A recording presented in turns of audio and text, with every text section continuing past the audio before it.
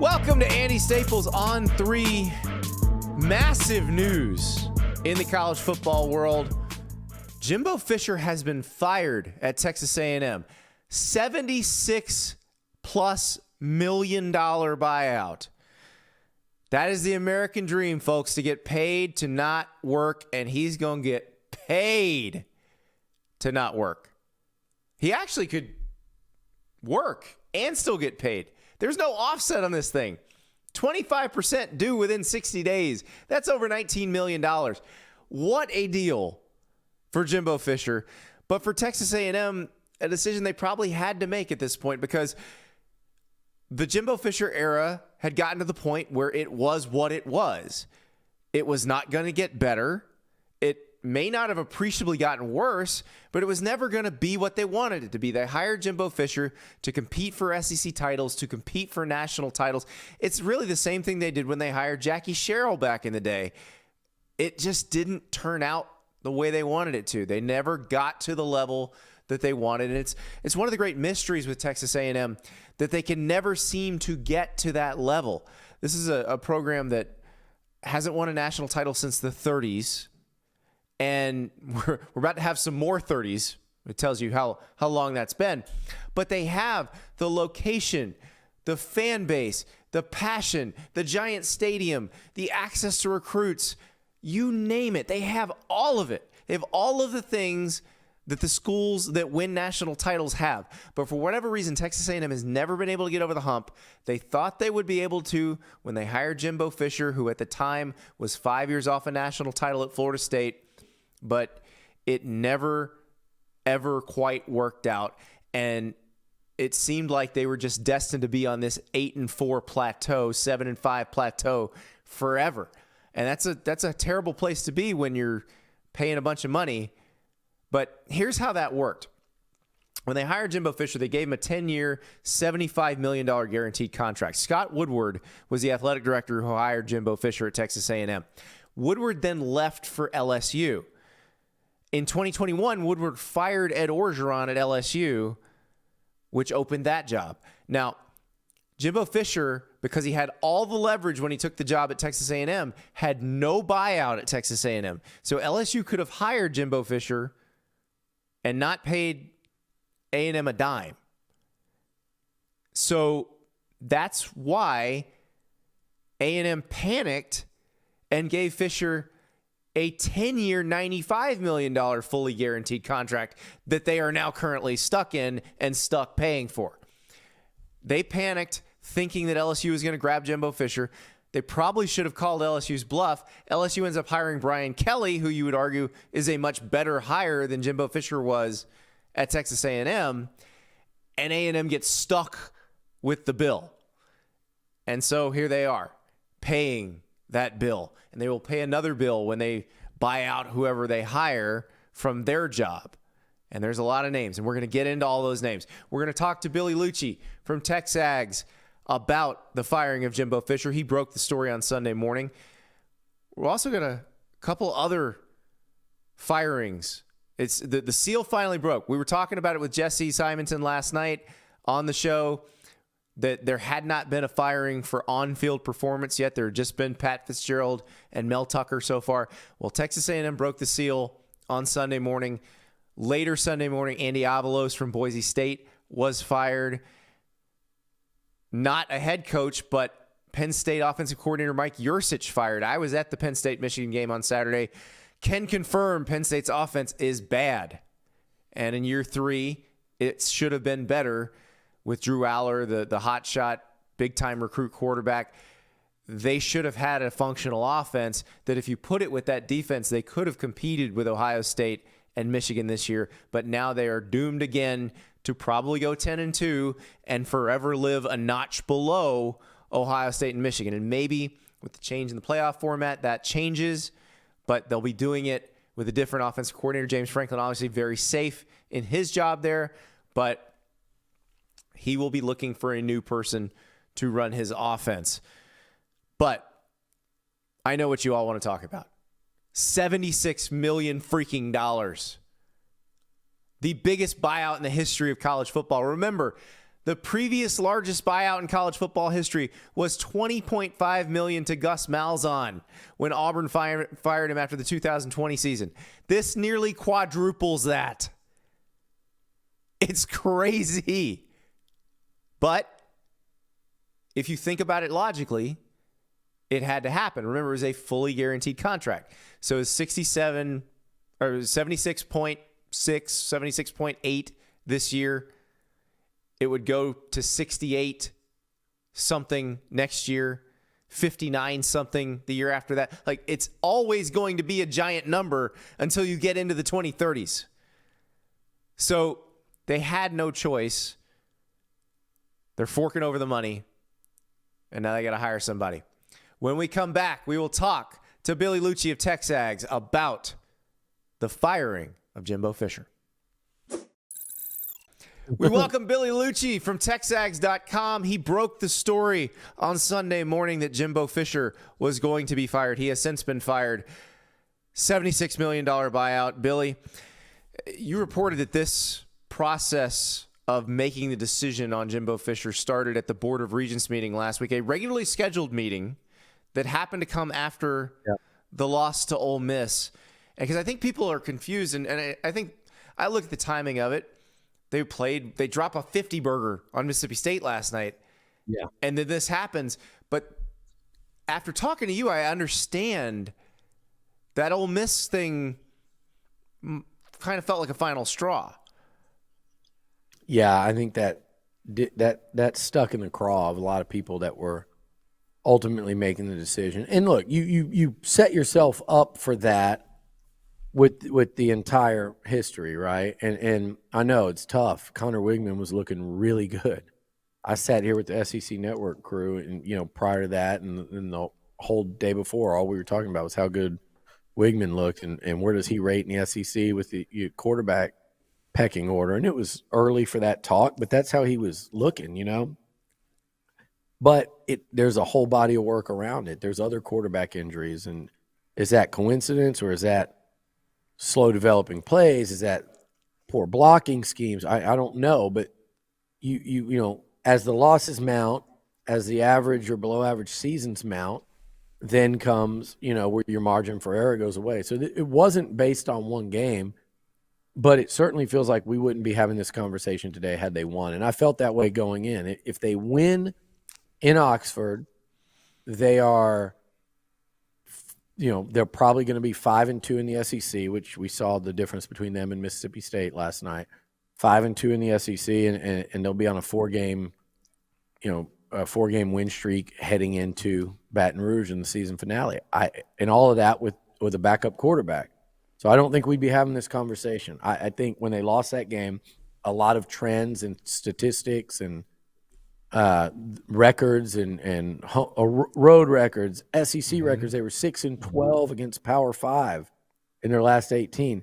Those became overwhelming and undeniable. And if you tried to counter that at all, you just really couldn't, because some of those numbers were just overwhelming, and they spoke louder than anything that anyone on the other side of it could say. And Ole Miss, again, I think it just, Andy, what it did is it squashed any and all momentum. And I think the way, any hope for momentum, let me say that. And I think the way that it happened against Ole Miss and with the stuff between Jimbo and Lane Kiffin, it's not so much about that, but it's the whole concept of doing less with more. Well, I thought the way and Ole Miss is an example of the opposite, kind of. So that's kind of I think it rubbed a lot of people the wrong way. I thought the way Lane framed it going into the game, like if I were someone who made decisions at Texas A&M or someone who wrote checks at Texas A&M, the way he framed it would really bother me. And it was when he said, well, their goal is to be bowl eligible, and we're aiming for bigger things. But he did that after saying they have all these great players. They have all this. It was like sticking the knife in. And it was absolutely that.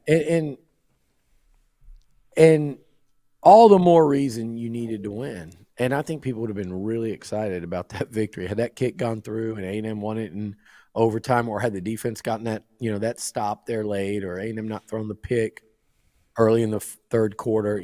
There's a million ways they win that football game, and that's also look. I don't know that. I don't think anybody but me has made that connection with the Lane thing, but I just knew how pissed off everybody was going into that game and then coming out of it. But it was a narrow, tough, brutal loss that everyone knows they could have won. I would say should have. That was a hell of an SEC football game. So was A&M Alabama a few weeks earlier. I wouldn't say the same about A&M Tennessee. I think both of them were just slopping around out there for most of it. But those other two games were like, hey, toe-to-toe, let's go 4 quarters of really good football and see who wins, and it's going to come down to the wire. But that's been kind of the MO around here for a long time. And Jimbo, I said this the other day, and I believe this. He got A&M closer than anyone has, in recent history. RC had it there early in his tenure, and they won the Big 12 later in the tenure in 98, and then obviously Jackie Sherrill. But I'm talking about in the last 30 years or so, since their last conference title, so 25-ish years, Jimbo had them the closest to getting there. And by getting there, I mean a legitimate top 10 program, an SEC title contender for a stretch, a team that was going to win 10 games consistently. It felt like, Andy, they 9-1 Orange Bowl, top 4 finish, right in the playoff discussion, right to the end.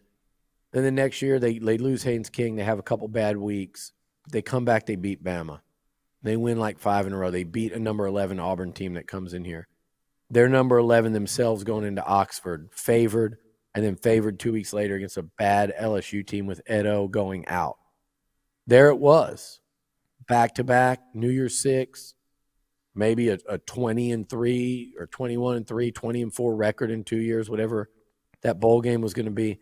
And they were putting together the number 1 recruiting class. That probably, believe it or not, could have even been better had they won the – so you would have been talking about back-to-back top 10, if not top 6 finishes, a number 1 class. And I think more than anything, Andy, is you would have been talking about a culture change because coaches – you've been a part of programs.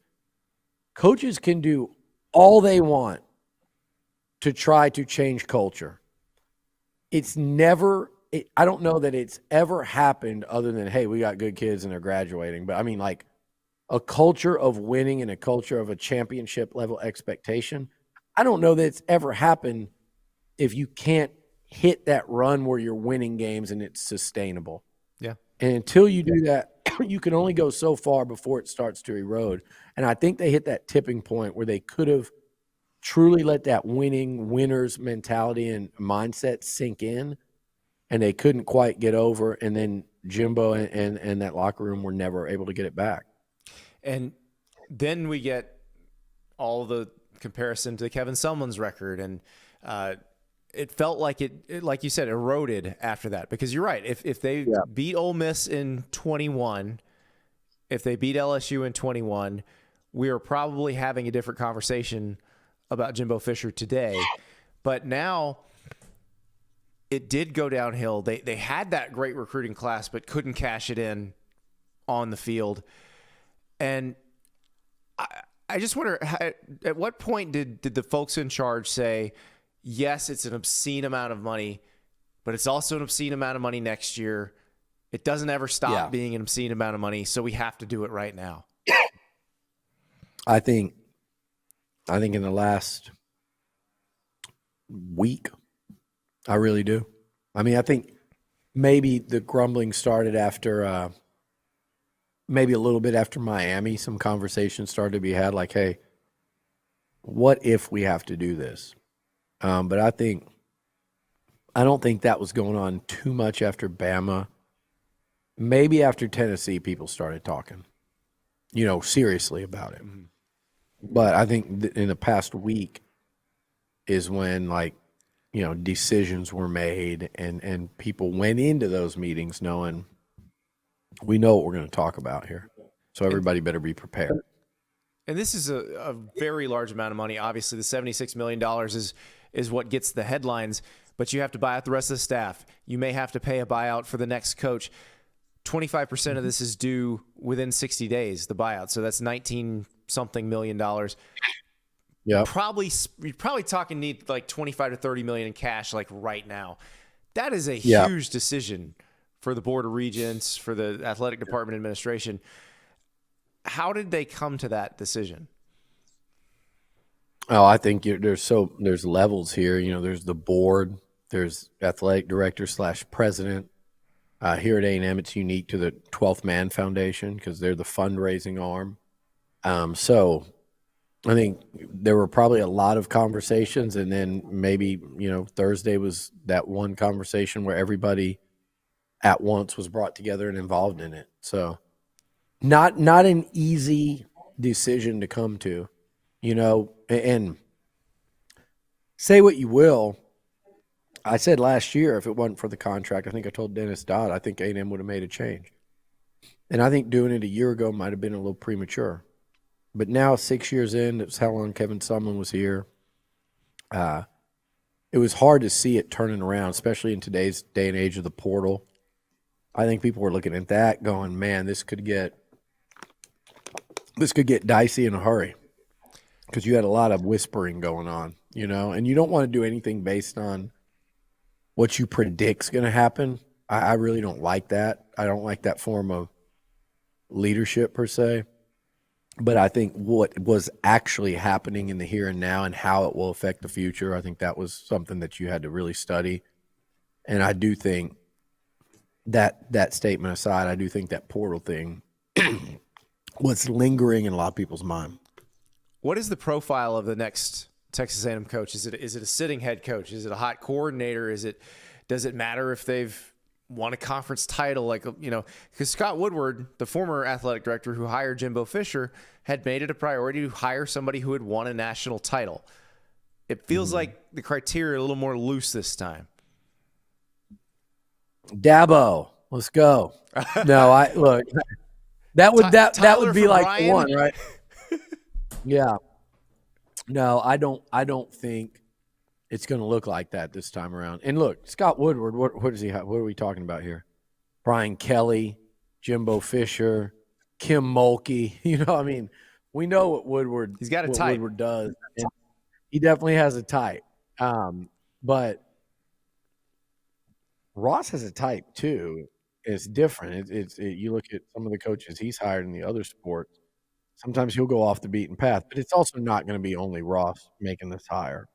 It's just not. I don't think there's going to be I think A&M people have learned enough that it's not going to be meddling on the regents or donor level. I think it's going to be just more than just the athletic director making this hire. I don't know. I almost expect A&M to kind of get some support from a search firm on this one. I think there'll be a couple other people very respected outside of even the athletic department, brought in to kind of help with this search. And as is commonly the place at places, you want at least a little bit of a think tank without getting it too big where you can't keep a secret. But this is a real search, Andy. I don't think there is a type. Okay, so just pick a name of these high-end Jimbo types, like when A&M hired Jimbo, maybe not with a championship, but the biggest names that people will sit around the table, like when you and I sat there and mentioned Jimbo, and people are like, you guys would never be able to hire Jimbo from Florida State.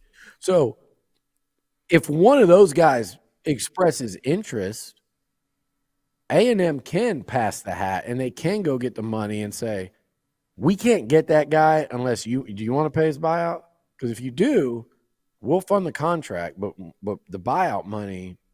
So I do think one or two of those will pop up where it'll be at least intriguing. Those biggest of the big names, kind of what I think people around the country think they're going to expect A&M to do again.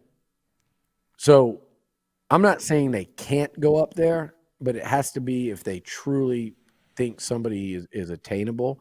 And right now, I don't see that name. So well, you do have a former roommate who got into coaching. Yeah, Dan Campbell. A lot of people say go get one of the Dans, Dan Campbell or Dan Lanning. One of them's got a $20 million buyout. The other one's got the Detroit Lions on a potential Super Bowl run. So I know I looked up his salary. It's only it's $4 million. Listen, but you got to try, right? you do, and look. I think they'll reach out to. You make the list, and I bet they'll reach out to him. But Dan, I just knowing him, I think he's so loyal. He's so loyal to the Lions gave him a chance, and when other he's interviewed for several jobs, and the Lions gave him a chance, and he's kind of ingrained himself in that city, and they're doing special things up there. And I don't know why I'm sitting here like making a pitch for it not to be him. I'm just telling you why I think that would be. I just think it's great that you guys. I think it's great you guys have the same coffee order. So. Yeah, you know what? Today I need it. I did text him a picture the other day. Hatfield from Metallica. They were playing this weekend in Detroit, and I wanted to get Metallica through a connection. I wanted to get them to go to practice. And I was like, I'm going to show up with Metallica at the Lions practice, unannounced. Like, I'm going to plan it through the band and through the Lions and through, Holly, Dan's wife. I'm like, I'm going to set this up, and I'm going to literally walk into his office, and then behind me is going to be, the whole crew. Hatfield, Lars, Trujillo. We're going to go in there and just show up at practice. We're going to have how the teams have the camera. In my head, it sounded great. And then I saw the concert schedule, and it was like, okay, that's a game week at home at Kyle Field. It's going to be tough, but we could maybe do it. And then I saw the other part of it, and it was Detroit on the West Coast. And it's like, ugh. So I did send him the picture of Hatfield he posted a picture on his Instagram pointing at Dan's office door saying he wished he was there. So that pretty much made his life. But yeah, I think coaching the Lions right now is making his life. He's very, very happy with it. So, but yeah, I mean, who is it? I also could see A&M looking in a completely different direction in terms of how this ends up. You look at names like, Jeff Traylor at UTSA, that'll come up a lot. I think, one that's definitely going to come up, and he's absolutely going to be one of the candidates and one of the people that A&M takes a long, hard look at is someone else I'm familiar with, as are a lot of people here, and Mike Elko at Duke. Yeah. And what he's done there in 2 years. And, Elko, to me, this is the way I describe him, because you mentioned coordinators. Like, do you go look at, in Athens, Georgia, at their young defensive coordinator who's making Glenn Schumann, making a name for himself? Yeah. Do you look that way? Do you do you look at high price? Do you go look at what DeBoer is doing at Washington? I think that would cost you a cajillion dollars. Mike Gundy at Oak State. People were talking about him a few days ago, and then what happened yesterday. But I think that's a weird direction. It feels like there's a bunch of names that come up where you go, huh? Elko's one of them, though. Elko and Traylor are a couple that I think you have to take a long look at. But I think there's also going to be some of those unexpected names, like Andy, I'm just all over the place with this. Like, do you go look at I'm just thinking of somebody that's been a coach for a while, like a Chip Kelly or like somebody that when Brian Kelly took the LSU job, we didn't know he was available, but he was available. Exactly. So, yeah. I could definitely see this job drawing somebody like that because it obviously can pay well. The resources are good. You're near a bunch of really good recruits. So it has all the bells and whistles. Yeah. Yeah. And let me tell you this, what I was going to say about Elko. You talk about like coordinators and stuff, right? I don't feel like there's more than one, maybe two, like right now, that are like something. You name all these really successful coordinators that have stepped up. Well, Lane Kiffin had been head coach at USC and Tennessee. Steve Sarkisian had been a head coach at Washington and USC, and both of them had won national titles calling plays for Nick Saban. Bob Stoops, everyone knew. You were down there. Everyone knew Bob Stoops was a star. It's just a matter of where, not when, or where, not if. Brent Venables, we all knew, was just waiting on that right mega job. Who's another recent coordinator that Lincoln Riley was sitting there when he got promoted. OU. Freeman was sitting there at Notre Dame. There's nothing really. Kirby Smart was just biding his time for Georgia at Alabama. Could have had 80 jobs in the interim. To me, Elko actually, if you're thinking of where's that coordinator, ain't too bad A&M doesn't have that groomed up from within. That's Mike Elko. The bonus is, oh, by the way, he got to go through the ropes of being a head coach at a Power 5 program for a couple of years if you were able to get him. So to me, he kind of is a multi-category, to quote one of my, I don't know if you've ever seen Summer of Sam, and they've got the list of they're trying to see who the killer is. And this one guy, he said, he's a multi-category. Put him on the list. Elko's a multi-category. So anyway, there's going to be a lot that particular connection if you wanted to get hired. But no, it's a good movie. Exactly. Well, Billy Liucci, thank you so much, and we appreciate it. And when we come back, I will give you, in honor of the 12th man, a dozen potential candidates for the Texas A&M. Oh, wow, I got to listen. I got to listen to this one. Before we talk about potential candidates for the Texas A&M job, I want to talk to you about Prize Picks, the most fun daily fantasy platform out there. College football, NFL, NBA, you name it, they have squares that you can play, and that's how it works. You pick as few as 2 squares. You can go up to 5 squares. You can get up to 25 times your money if you get it all right. You're picking a player, a stat, and are they going to get more than that or less than that? Now, download that Prize Picks app. Use the referral code Andy, and they will match your first deposit up to $100. So if you deposit 100, they'll match 100. You deposit 50, they'll match 50. And then get to playing. So I did a little differently this week. Normally I do some college football plays, but my year-long college football play came back into focus because I thought when Brock Bowers hurt his ankle, I was done. So I have a play year-long on Bo Nix touchdowns, Jordan Travis touchdown passes, Brock Bowers touchdown catches, and Braylon Allen rushing yards. I actually think I have a chance now to get everything, but maybe the Braylon Allen rushing yards. I was on pace. Now, this is one of those that if I hit it all, I win $5,000. It's a pretty good deal. But I thought it was over when Brock Bowers hurt his ankle. Seeing him against Ole Miss, I got a chance. If he catches a few more touchdown passes, there is a chance. Bo Nix has already gone more than that number. Jordan Travis is going to go more than that number. We'll see with Braylon Allen. I'm not real sure. He's close. But the Brock Bowers part is the really interesting one. And then I changed it up a little bit this weekend. Tried a little NFL. You had the game in Germany between the Patriots and the Colts, and I knew it was not going to be the greatest offensive showcase. I should have, you know how I do it with college football. It's always more than, because I want to root for people, not against people. NFL's different. They're professionals. They can handle it. I should have gone all less than, just across the board.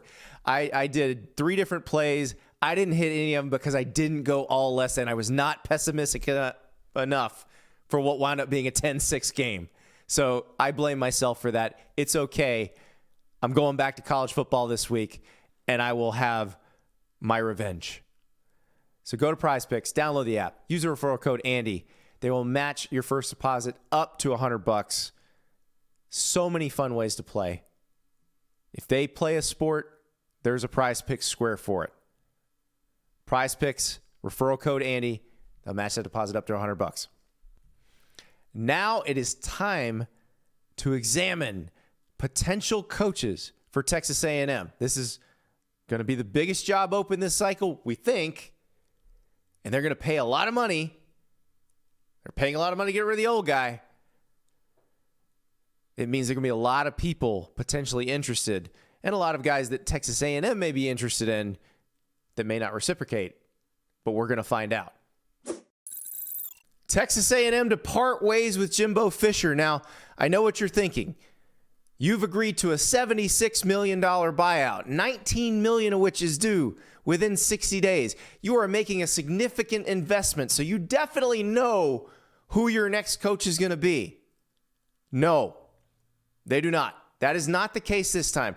When Texas A&M fired Kevin Sumlin in 2017, they knew they were hiring Jimbo Fisher. This is not that situation. Their idea was root out the dysfunction of the Jimbo Fisher era, and then they will go hire a coach. They feel like they have the money and the resources to hire just about anybody they want. That may or may not be true. We will find out. We know that a program that will guarantee a $95 million contract 100%, that's going to be enticing to a lot of people. I've got 12 names for you. Most jobs, I would not have this many names. But Texas A&M, if they can afford Jimbo Fisher's buyout, they can afford almost anything. And so there's a lot of people who might want to listen. We will start with a name familiar to the Aggies, Mike Elko, the Duke head coach. He's working miracles in Durham. It's Duke, guys. He won 9 games last year. He's 6-3 this year. They lost in double overtime to North Carolina last night. He's on his 3rd quarterback. Like, he is doing an incredible job at Duke. He did a great job as the defensive coordinator at Texas A&M. He worked at Notre Dame, Wake Forest before that.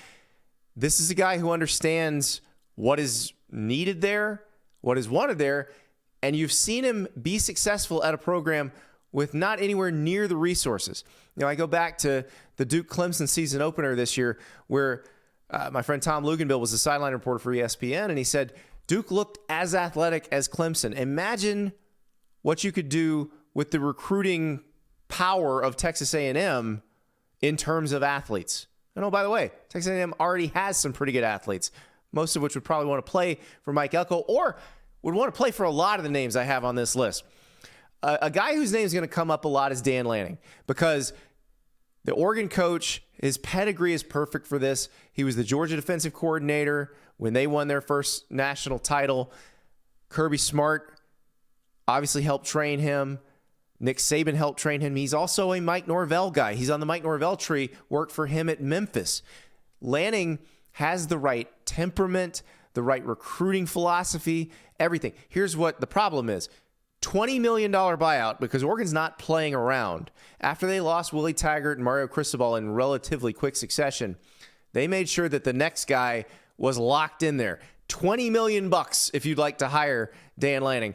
And here's the other part of that. Oregon is maybe a better job already than Texas A&M. And I know the Aggies don't want to hear this, but Oregon's going to the Big Ten. They already have an incredible roster. They're going to have a better roster now that they're going into a deeper, better conference that has a more national scope. They were already a national recruiting program. Now, is it easier to recruit in terms of local talent at Texas A&M than Oregon? Absolutely. But Oregon also has a very competent administration that has given the football program what it needs. It also has recent proof of concept. Oregon's played for the national title twice in the past 13 years. Texas A&M can't say that. You're going into the Big Ten where you're going to play Ohio State and Michigan, and if you are the best team or the second best team or the third best team in the Big Ten, you're in the playoff every year. So Lanning may be hard to get out of there. And Lanning has said over and over again that he plans to stay at Oregon. And remember, this is not a going home situation. That's what Willie Taggart and Mario Cristobal both were. They were going home to their home state of Florida. Lanning's from Missouri. Like, this is not that. So I wouldn't be shocked if he winds up staying there. Now, his mentor is Mike Norvell. And I know what you're saying. Well, why would they hire a Florida State coach after they just fired the guy they hired from Florida State? Mike Norvell and Jimbo Fisher, very different places in their careers. Mike Norvell has an undefeated team right now that he brought out of the ashes of what Jimbo Fisher left in Tallahassee, and then Willie Taggart made worse. Florida State is incredible right now. the job Norvell has done in the transfer portal and then mixing that with the high school recruiting is probably the model almost everybody's going to follow as long as this is the format. Now, why would he leave? Well, the same reason Florida State wants to leave its own conference. They're stuck in the ACC. They would rather be in the Big Ten or the SEC. So if an SEC school with tons of resources came along, if you're Mike Norvell, you have to listen. That doesn't mean you have to say yes, but you do at least have to listen because your school wants to get in the SEC. So why wouldn't you want to do that too? Another name, Kalen DeBoer, the Washington head coach. Now, Dan Lanning's a $20 million buyout. Kalen DeBoer is a $12 million buyout. The Washington folks knew that he was going to be a valuable commodity because he is a great coach. So Jen Cohen, who is now USC's athletic director, when she did that contract, put that $12 million buyout in. But here's the thing. I know Troy Dannon, their new athletic director, is working on a new deal for Kalen DeBoer. This is a really good job because it's in the Big Ten now. If Washington hadn't also landed in the Big Ten with Oregon and USC and UCLA, we'd be having a very different conversation about this job. But that is a really good job right now. So I don't know that that's one you want to leave. The other part with Kalen DeBoer, he might be getting interest from NFL teams this offseason. He is regarded as one of the better offensive tacticians in the sport. So if the Chargers want him to come work with Justin Herbert, that's something he's probably got to listen to as well. That might be a better ultimate goal for him. We don't know. It depends on what you want out of life. You know, this is a guy who came up through the NAIA. And again, the SEC recruiting environment is a different animal. The reason Lanning's so attractive, he already knows what that's like. Norvell, same thing. He's not worked in the SEC, but when you're at Florida State, you are recruiting against all SEC schools. But Kalen DeBoer is going to win wherever he is. That's certainly one to look at. Another guy who just wins wherever he is, Lance Leipold. The most amazing turnaround at Kansas. He got the Kansas job the last day of spring practice in 2021. That's when they fired Les Miles. They were horrendous. They were the worst program in the Power 5. They're a 7-win team this year. They went to a bowl game last year. Lance Leipold has done an incredible job, and not entirely through the transfer portal. A lot of it is making the guys he inherited believe and play well, and then recruiting guys out of high school and also mixing in some portal guys. This is a guy who won 6 Division III national titles at Wisconsin Whitewater. He is a winner, and he was going to be a valuable commodity. We've heard rumors about him in Michigan State. Kansas is going to try to back up the truck to keep him. Texas A&M can outbid both of those if that's who they decide they want. I'll throw another name at you. Another guy who just seems to win. Jonathan Smith at Oregon State. Now, this is the opposite of the DeBoer and Lanning situation because Jonathan Smith, even though he's at his alma mater, normally when a guy is being successful at his alma mater, you think, okay, he's going to be much harder to get out of there. But because of what happened in conference realignment to Oregon State, this is one where if an SEC or Big Ten school comes along, Jonathan Smith has to listen to them. He's done a great job. They were 10-3 last season. They're 8-2 right now.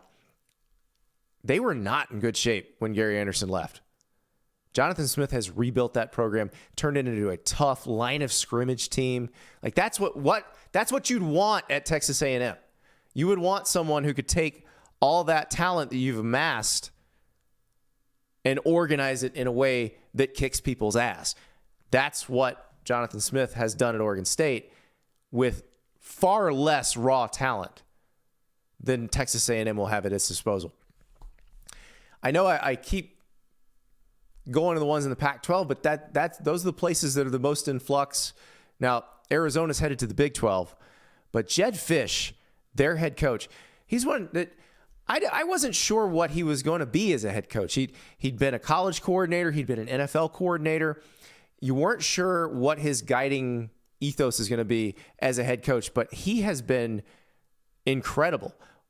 The roster turnaround is probably as drastic as what Deion Sanders has had to do at Colorado this year. What he took over after Kevin Sumlin was fired at Arizona was just a mess.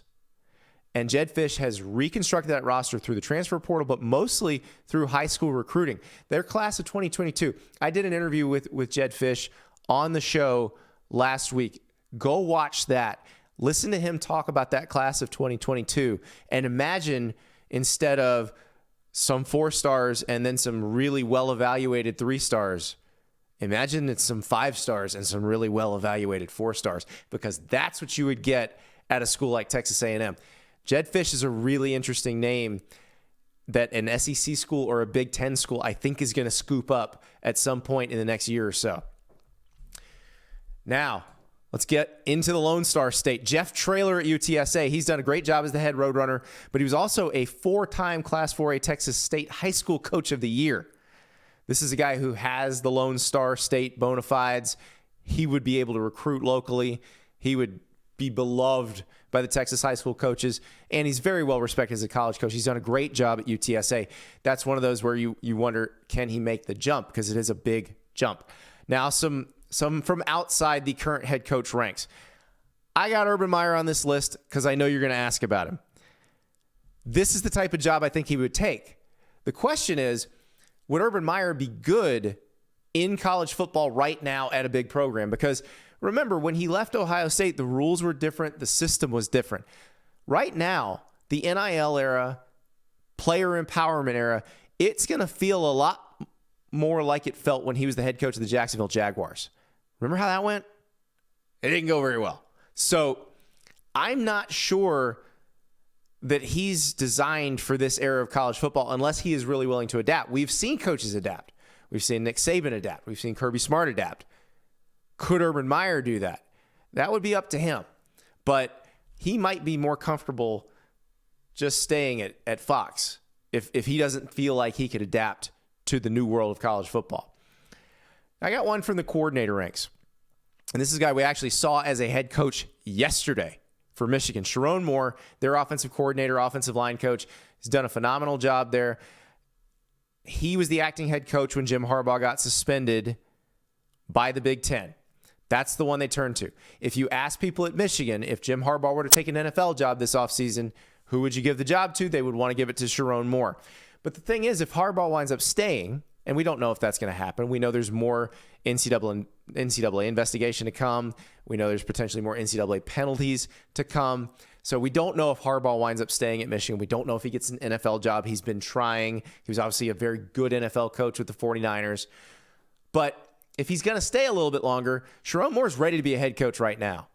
And he's a great recruiter, great developer of offensive linemen. And look, the SEC is a line of scrimmage league. You need people who can move other big people. That's what Sharon Moore does. He trains large people to move other large people really well. And I think as the head coach, that would be the foundational element of his program. My guess is he would also recruit very well on the defensive line and hire the right people to develop those people as well. And that is the only way you win in the SEC. The only way. Now, a couple pie in the sky potential names that I think would say no, but I think you have to ask. One is Dan Campbell. MCDC, baby. Detroit Lions head coach. Biting kneecaps. One of the hottest young coaches in the NFL. He's an Aggie. He played for Texas A&M. He's going to say no probably. He's never coached in college. He also has a roster that is going to be competitive in the NFC for the next few years. If they can find a quarterback to succeed Jared Goff in the next year or two, they could be competitive for a long time. Dan Campbell's good at hiring staff. I don't think he's leaving, but he's an Aggie. You have to ask. One more from the NFL. And this is just a guy that when athletic directors ask me who I think would be a great college head coach, I throw this name out there because I know he would be. Dallas Cowboys defensive coordinator Dan Quinn.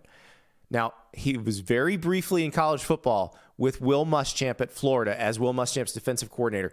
He evaluated, recruited, signed multiple first-round draft picks in that brief period of time. His players loved him. He has the personality that would be incredible for a recruiter because he can talk to the players in language that they appreciate and understand, but he can also connect with their parents. He's just one of those guys who's real all the time. But here's the problem. This is a man who's been an NFL head coach before, and he's probably in line to be an NFL head coach again real soon. But I still think you go ask, because he would be a great college head coach. I know I've thrown a ton of names at you, but that's the thing about this Texas A&M job. They don't have a candidate in mind necessarily, and they have a ton of money to spend, even though they just gave Jimbo Fisher a ton of money. So let's see who winds up getting that next pile of cash from the Aggies. So much to talk about with the big news from Texas A&M, but it is still Sunday. We got to do the resume ranking. And yeah, I got a new number one. The question is, will the College Football Playoff Selection Committee also feel the same way? I think they might after what they saw on Saturday night. I had to move Georgia to number one after that just throttling of Ole Miss. That game was 14-14 and ended 52-17. Georgia looked incredible offensively. Brock Bowers back, and with a healthy Ladd McConkey, and with a healthy Kendall Milton, and a healthy right tackle Amarius Mims back in place. Holy cow. Carson Beck had a great night. So many weapons for him, so many options for him. And this looks like a team that can beat anybody in the country. If they play the way they played last night, they will beat anybody they play. They will win a third consecutive national title. That is the team that we were talking about. We were talking about a three-peat. Is the defense as dominant as last year's? No, it's not. But the offense might be better. And it took some time, and maybe it just took everybody getting healthy to see it. But that's the team. Now, we have seen inconsistency from Georgia this year, so can they do this again? Like, will they go to Knoxville and do this to Tennessee? We don't know. I'll be curious to see it. They'll obviously be challenged by Alabama in the SEC championship game. If they get past Alabama, that might be their toughest challenge yet. We'll see. But Georgia looks awesome.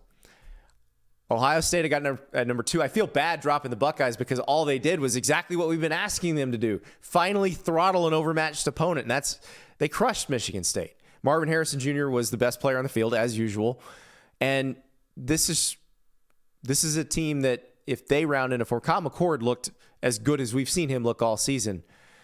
If they round into form, that's a team that I'd love to see play against Georgia. You saw them play a classic in the Peach Bowl last year. They could play another great game, but they have to make the playoff first, because we talk about maybe Georgia and Alabama both making it. We talk about Ohio State and Michigan both making it. But the reality is, with Washington still undefeated, with Texas out there with a head-to-head win against Alabama, Florida State's still undefeated, you're going to have to keep winning. So Ohio State's going to have to beat Michigan. And that's the part I want to see. That's what we need to see from Ohio State. Prove you can beat those guys, because if you can beat those guys, there's a chance you can beat Georgia too. I've got Michigan at 3. I was in Happy Valley. I watched them beat Penn State. I watched them run the ball 32 consecutive times. J.J. McCarthy only threw 8 times. It's okay. Like you're not going to hear any J.J. McCarthy slander from me because of that. They won the way they needed to win in a very weird situation. Remember, they got the news of Jim Harbaugh's suspension as they were landing on Friday. They thought they were going to get an injunction and Harbaugh was going to coach. They find out Saturday morning that Sharon Moore is going to have to be the coach. So how you win that game, just win it. Figure it out, win it. And I actually thought it was more impressive the way they did win it by physically dominating a very good Penn State defense. Not a very good Penn State offense, but a very good Penn State defense. So I got them at 3. Florida State I've got at 4. They lived a little dangerously against Miami, but they did take control in the third quarter. This is a team that should go undefeated.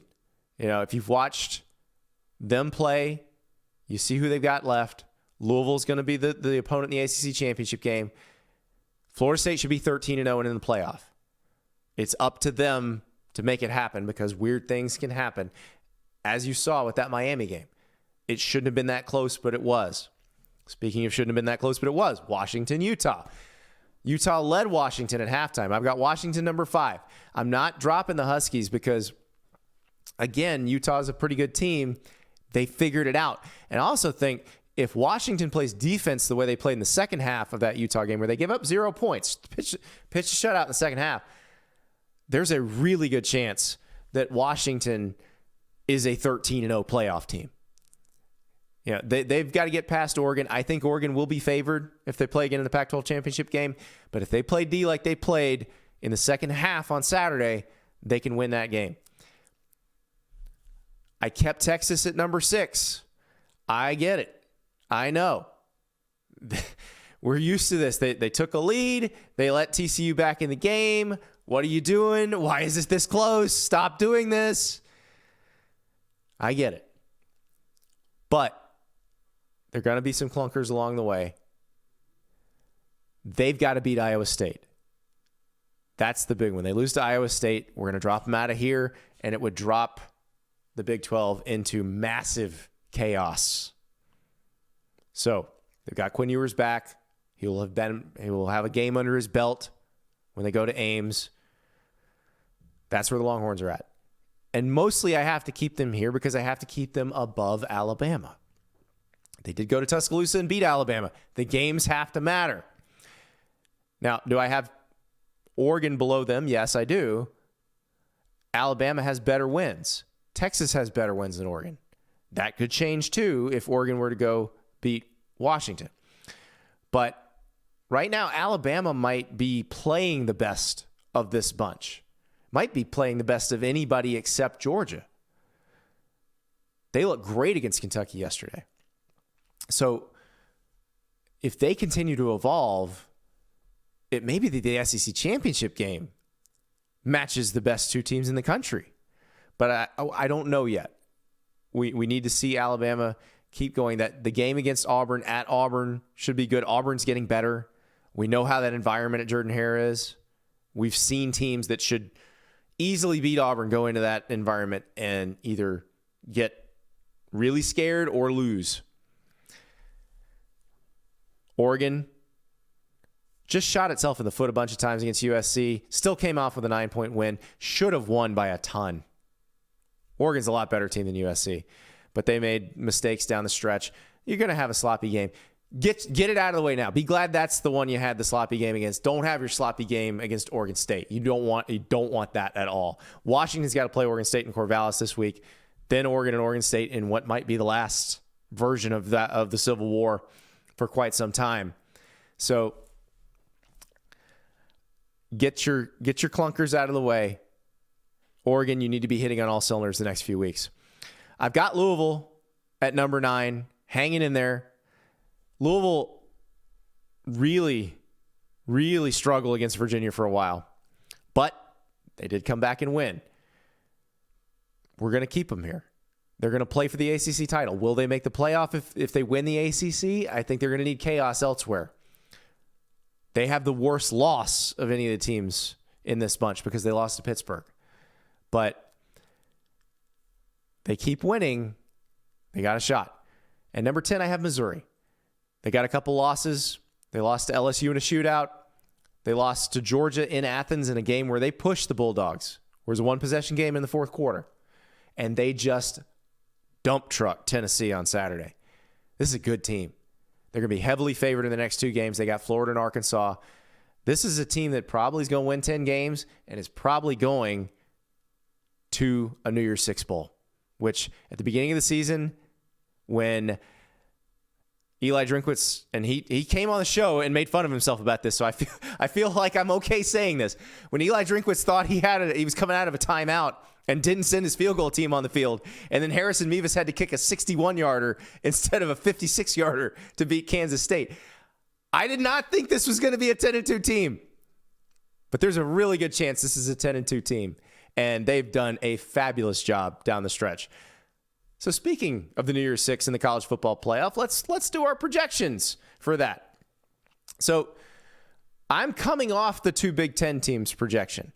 I think it's going to be the winner. The way it looks right now, barring some more chaos, like if Texas were to lose to Iowa State or something crazy, I think it's the winner of the Michigan-Ohio State game. If I had to pick who's going to win that game, I'd say Michigan. So I'm going to say Michigan, Texas in the Rose Bowl. That's your number 2, number 3 matchup. And your number 1, number 4 is Georgia, Florida State in the Sugar Bowl. This would be a fun final college football playoff. You get the new blood in Texas. You get Florida State running it back for the first time since the first college football playoff. And then, of course, Georgia and Michigan, who have been in the last two versions of the college football playoff together. In the Orange Bowl, remember, you got to have an ACC team. So Louisville would get that spot. I got Florida State in the playoff. Then it's the next highest ranked SEC or Big Ten team. So I'm going to put Ohio State in here. I'm going to have Ohio State losing to Michigan. They go into the Orange Bowl. Peach Bowl, I got Tulane in there as the highest ranked Group of 5 champ. They're living dangerously, though. Barely got past East Carolina. Barely got past Tulsa this week. This should be James Madison. The Dukes should be allowed to play for the Sun Belt title, and they should be allowed to get that New Year's Six bowl spot.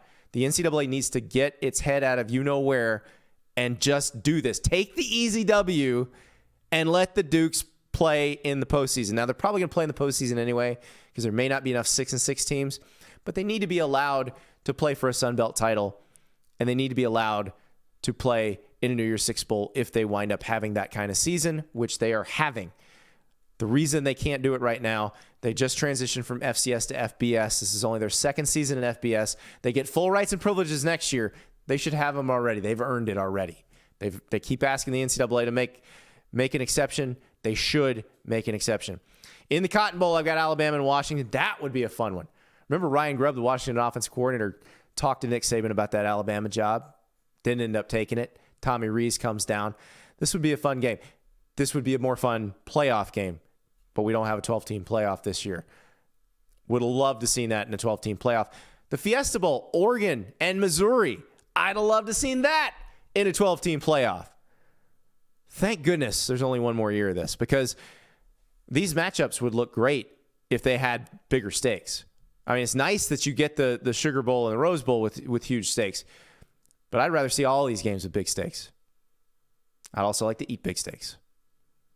That is your college football playoff and New Year's Six projection. When we come back, we'll talk to Clayton Sayfie from the Wolverine about Michigan's win at Penn State from Happy Valley. Here with Clayton Sayfie at Beaver Stadium. We just watched Michigan beat Penn State. We haven't seen Michigan throw in a long time. No, not since the first half. If I'd have told you before the game that that's how this would go down, would you believe me? No. I thought the run game would play better than it has. I feel like they used some of the wrinkles, not specifically that I thought they would use, but I felt like they had some stuff saved based on kind of what we had heard over the last few weeks for this game. But, the run game wasn't overly effective on a down-to-down basis, but they started to pop a couple. I would not have believed that. I was thinking coming into the game, key's going to be JJ on third and long and how effective he's been this year at that. So, no. JJ hasn't thrown a pass, like you said, in a couple hours. He did have the one pass interference that, but it didn't technically count as a pass. So not the script that I thought, but, Michigan did a good job. And then they end it with the Blake Corum touchdown. I mean, nothing went according to script. Let's right. talk about the big picture here. I mean, so Sharon Moore's the acting head coach. Yeah. They find out as they land here in State College, like a mile over there, they find out that Jim Harbaugh is suspended. Yeah. They think they're going to get an injunction. That doesn't happen. So on Saturday morning, they find out, no, Sharon Moore's the coach. Right. And I mean, what a 24 hours. Insane. My car ride here went by like that because we were working the whole time. And I'm sure it was obviously much crazier for those guys getting off the plane, but even crazier. So this morning they get to the stadium. Jim Harbaugh, I'm pretty sure, I don't have this confirmed, but I'm pretty sure he was in the general vicinity of where we're sitting right now in the stadium, outside waiting to come in if he gets that court filed. There were some people, starting rumors that he was on the bus. I think he might have been. I mean, that's straight up WWE style. Right. Like he just waits outside the gate and then bam, they play the music. But it didn't happen. And it's not going to happen. There'll be a hearing on Friday. By the way, the day they're traveling to Maryland. Oh my gosh. That's the craziest part about all this. Can you believe just the timing of everything that's happened? No, I can't believe that any of it's happened, let alone the timing of it. And it's insane. Jim Harbaugh, they were just talking about it in the post game, but he FaceTimed the team after. He gave a message to the team last night saying, play angry. Yeah. And which is something he would never say to us publicly, but sometimes you get the glimpses through the players. And I thought that was interesting. And it felt like they were doing, everyone saw the Manny Diaz video kind of making fun of the signs, and the players after all the touchdowns and everything were doing the time thing, checking their watches. So this was a passionate team. This was a team. I was down there on the field before the game, right after the news basically hit that they weren't going to have him. And they all kind of had that look in their eye. The same one we just saw Trevor Keegan with in the post game, that it was like, okay, we're going to have to do this. It's Michigan against the world. Well, I was down there at the end of the game. It was nasty. The Penn State fans are screaming at the Michigan players. Michigan players are screaming them back. Like it was not pretty, but that's to be expected given the circumstances and the situation. How big is this win, and how big is it that they did it the way they did it? Yeah. So now you silence some of the doubters, and they've used a lot of this as fuel, not just this stuff, but the run game. You haven't played anybody, that sort of thing. Now they've played a good team, a really good team. Now they've been able to run the ball effectively, and it feels like they got a little bit of confidence there. And also now you're just 10-0 for the second straight year. You're likely, unless you blow it at Maryland, they're going to get their 1,000th win next week at Maryland likely. And then you go into the Ohio State game undefeated for a second straight year. Feel like the class of the Big Ten, that's kind of what Michigan's been the last few years. And now they have done that again heading into the Ohio State game. So it's massive for this program to be in this spot. And it does speak to how prepared they were for the chaos. I was just thinking about this as I was walking up here. Ben Herbert, the strength coach of this team, has these guys so dialed in. They talk about it where they'll get a text. It's like, workout 6 a.m. tomorrow. The night before. All right, they're all there. They're ready to go. Some of them have to jump in the cold tub before their workout and do the entire workout, sopping wet and freezing cold, and they're fine with it. They're kind of ready for when this stuff happens. Sudden change is what they refer to. And, I mean, we just saw it today. Well, this is, again, one of the weirdest seasons ever. It started with Michigan imposing a 3-game suspension on Jim Harbaugh for the other NCAA investigation, which allowed them to practice with Mike Hart as a head coach, with Sharon Moore as a head coach.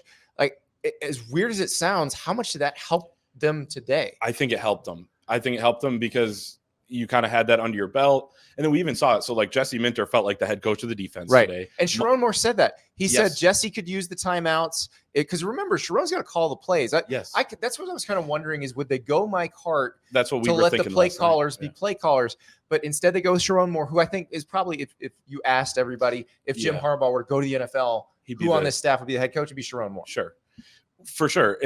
But then even it was Mike Hart calling the timeouts when there were a few clunky moments, right? A couple penalties, and then those timeouts they had to take. And it's a loud crowd, so you got to give them credit for that too. But it was Mike Hart doing that. So like Sharon just talked to us about, it was a team effort for them. He was emotional after the game as well. I think this meant a lot for him personally. He's been through a lot here at Michigan, and it was kind of that all coming together in this game. And now they're back with Jim Harbaugh right now, probably at the hotel. Yeah. Well, they're probably on the plane. I don't think they're back at the hotel. That's true. The airport is a mile from here. Harbaugh probably had to get an extra night, right? Like, so he could stay there during the day. Yeah. Can you imagine like him going to the desk? So I need to get the extra night. His wife called. There's no way he did it. There's like 7 ops guys who handle that, but I just want to picture Jim Harbaugh standing at the desk going in full garb. Exactly. I'm gonna need this extra night. Can I get something with a couple TVs in case I want to watch another game? I don't know how this was gonna go. And he has the YouTube TV at home now, as he calls it, so he doesn't know how to use. I mean, could he do the 4-box? I think he does the 4-box. He was amazed by that. I don't know if you saw his presser a few weeks ago, but he's starting to learn kind of how to figure all this out. So okay. Is he going to need it next week is the question. Because there's a hearing on Friday. Everybody thought that injunction would be granted today. It was not. Is it a guarantee slam dunk that it gets granted next week? I'm well-versed in all the various lawyerings, as Charlie Kelly would say from It's Always Sunny. I mean, so we were having dinner with a lawyer who's a subscriber of the Wolverine last night. No, a Michigan grad who went to law school? Exactly. So, and also a lot of judges that are Michigan grads in Next the area. Next thing you know, people will be using stuff people write on Michigan message boards in actual legal filings. Allegedly. But everyone was confident. Everyone I talked to, texting a couple different friends who are lawyers and whatever, and they were confident they were going to get this.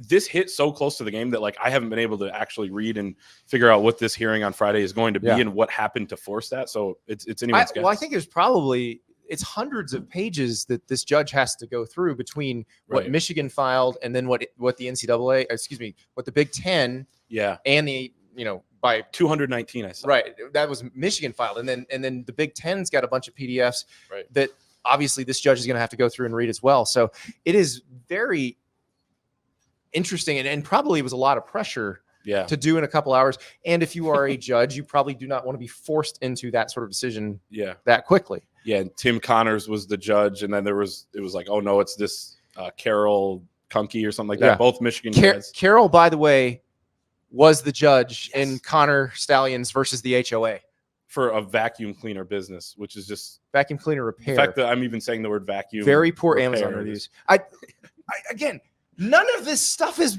And Blake Corum was on the LLC. Right. If we had written this out before the season and said, here's what's going to happen, no one would have believed any of this. No one knew who Connor Stallions was. We did, covering the team. Like you just knew, okay, it's an analyst. I'd met him a couple times. Connor Stallions is like the most well-known guy now in college football. It is wild. This whole situation and the fact that they came in here and threw the ball 8 times. I'm going to look up when the last time they threw. I think it was only 60 yards. Is that right? I was on the field against people watching. I don't know any of the stats, but that one, 7 of 8. I'm curious. You being on the field, because we were keeping track. Yeah. And I know the TV broadcast was also keeping track of how many consecutive runs. Sure. And they tried to throw a couple times. There was one play there they were going to throw a little swing pass, but then they had to call timeout because the play clock was running out. Then there was another, the PI. So officially, I believe it was 32 consecutive runs. So. But on the field, did it feel that way? Did it? Kind of. I wouldn't have guessed 32 in a row. I would have thought maybe there was one sprinkled in because those times, sometimes you forget a play here or there. But I was saying to guys down there that I was watching the game next to, like, okay, they're playing it really conservative here. And that second to last drive that counted, I think it was when they ran on that 3rd and long. JJ was a little hurt, so I don't think they wanted to put him in a tough spot. Maybe he makes a mistake. That was the worst thing you could have done. But I was like, okay, they're playing this very conservative. But then it kind of paid off where, as Sharon said, those 3, 4 yard, 2 yard runs, a lot of them on first down turned into the bigger ones. I'm not sure how conservative it was. I think it was just really Sharon Moore countering what Penn State was doing, because Penn State was if you would have a better view, right? If they had 3rd and medium or 3rd and long, Penn State was going to heat up JJ. Yeah, but they were trying to bring it all up the middle, and what it did is it allowed Michigan to on the edge seal those edge players, and they got 3 or 4 first downs just sealing edge players running to the wide side of the field, because Penn State was concentrating so much pass rush up the middle, thinking it was going to be a throwing situation, and it wasn't. And there was one where it was a called pass, and JJ boots out and winds up running for the first down. He gained 9 yards, I think, on a 3rd and 2. Yeah, and that got him a field goal, which it doesn't sound like much when you think about how the game ended. It was huge at the time. Massive. Yeah, because for the majority of the second half, it was an 8-point game. It was an 8-point game, James Franklin. It would have been a 5-point game. Yeah. If not for that field goal. Exactly. But James Franklin, couple questionable. I thought going for 2 really on either, because then he doesn't get the second one. They're down 9. What are your thoughts? Well, but it doesn't get the second. The second one, you're delaying inevitability. Because you had to kick do it at extra some point, point. You're going to have to get a 2-point. The first one was a little bit, because I think it changed the way you call the rest of the game. Agreed. And I think it was interesting. I don't know if you picked this up on the field. The grumbling, the audible grumbling from the Penn State crowd, starting in the first quarter. Yes. As they disagreed with various decision-making. I wrote down a note also late in the game too, when it was their second down, pass to the sideline, broken up, and then they don't get the third. But going into that 3rd down, completely silent. No one in this building had any confidence in that Penn State offense. And credit the Michigan defense too for doing what they did.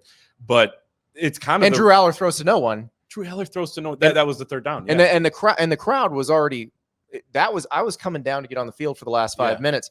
We were shocked at how much of the Penn State crowd was leaving gone with 6 minutes to go. Yep. And then once that happened, they were gone. They were filing out. Yeah. And I've been to every game this year, Michigan on the road. I think 4th road game, every single game. And they take a lot of pleasure in this. They talk about it. The Michigan fans start coming down closer and closer. The Let's Go Blues are going. I mean, they have emptied out stadiums like this over the last 3 years. 10 straight road games now for the first time since the 1940s. Yeah. Well, they finished this last one with a couple of chants. They went free Jim Harbaugh. That was one of the chants. Yep.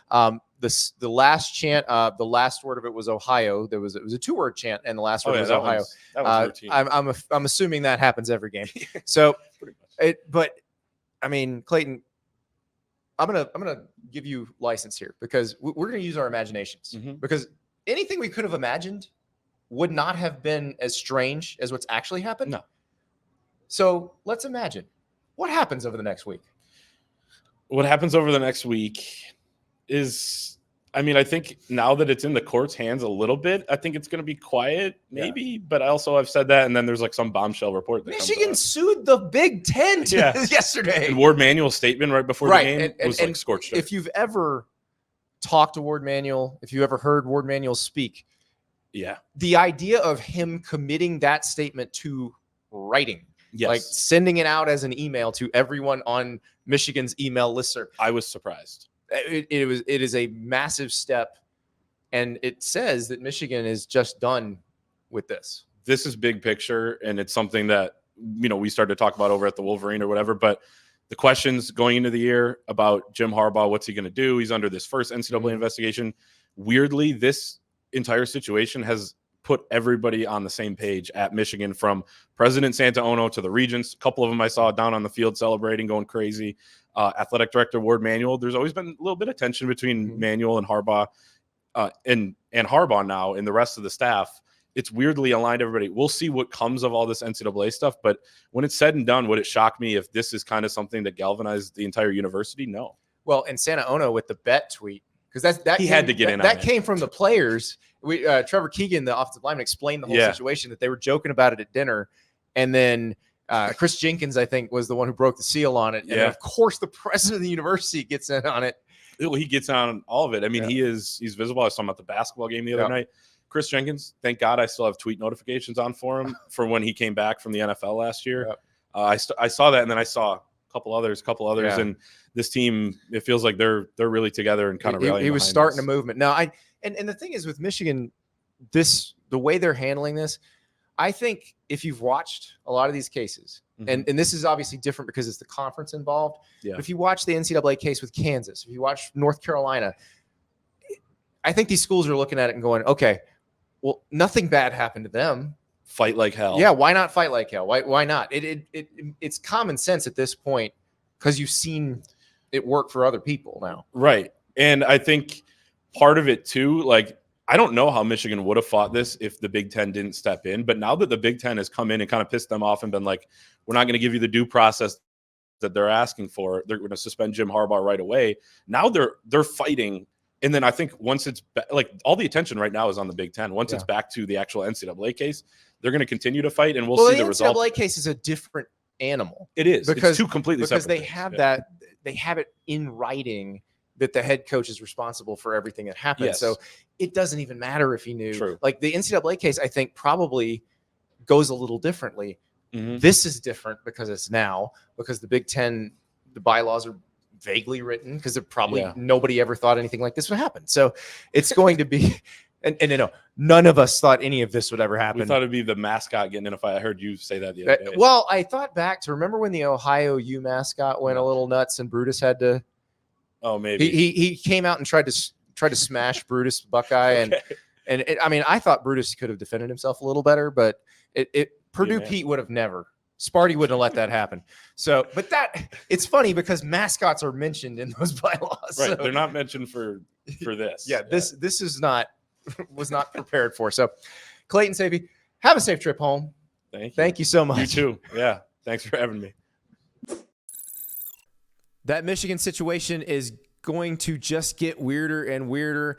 There are no opening lines on whether they're going to get the injunction against Maryland, but FanDuel has put out an opening line on the game on Sunday. Michigan opened as a 21.5-point favorite on the road at Maryland. Maryland's defense not great. I suspect we'll see Michigan throw quite a bit more than we saw them throw against Penn State. Let J.J. McCarthy work his arm out and score some points. A couple other intriguing opening lines. Louisville heads to Miami, and Miami played very close against Florida State.